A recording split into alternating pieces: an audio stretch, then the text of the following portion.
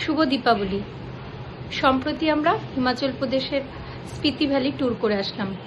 অনেক দিন ধরে ইচ্ছা ছিল যে স্পিতি ভ্যালি ট্যুরটা করব, কিন্তু কিভাবে করব বুঝতে পারলাম না। তারপর হঠাৎ করে মনে পড়লো যে আমার মাসি 2 বছর আগে হিমাচল প্রদেশের সিমলা, মানালি এগুলো ঘুরতে গিয়েছিল। তো মাসির কাছ থেকেই যোগাযোগ হলো ট্যুর পিকার্সদের সঙ্গে। তো ওদের মাধ্যমেই সব কিছু জানলাম যে কীভাবে স্পিতি ভ্যালি ট্যুর করব।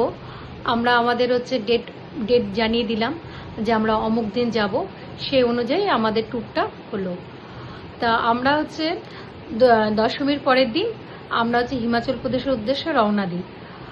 ট্যুর পিকার্সের ব্যবস্থাপনা আমাদের খুব ভালো লেগেছে।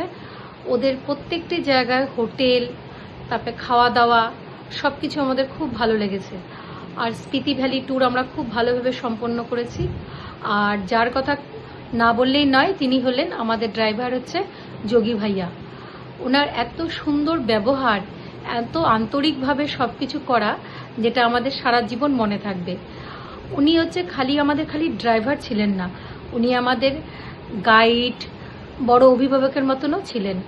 উনি আমাদের প্রতিটা স্পট সম্বন্ধে পুঙ্খানুপুঙ্খানুভাবে উনি নিজে যেচে সব কিছু আমাদেরকে বলতেন, যে এইখানে এই ড্যাম হয়েছিল, এইখানে এই জায়গাটা এত কতদিন আগে কিভাবে তৈরি হয়েছিল, এগুলো সব উনি বলতেন। মানে যেগুলো আমাদের হয়তো অনেক কিছু ছিল যে আমাদের জানার বাইরে অনেক কিছু ওনার কাছ থেকে আমরা জানতে পেরেছি।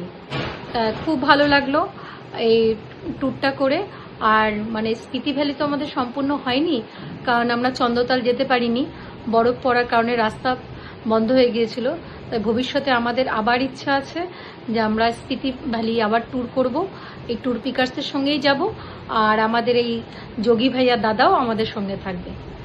নমস্কার।